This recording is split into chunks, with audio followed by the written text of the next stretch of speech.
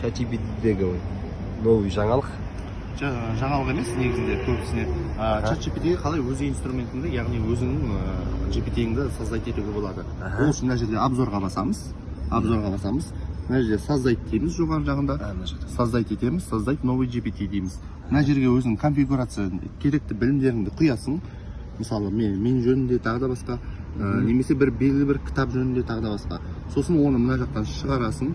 Маркетплейсна ChatGPT-ның опубликовать етесің, мына жақтарға саласың мүмкін. Сосын жалпы доступ немесе өзің командаға қолдануға қойып қоюға болады. Иә, Canva өзі салып қойған өздері.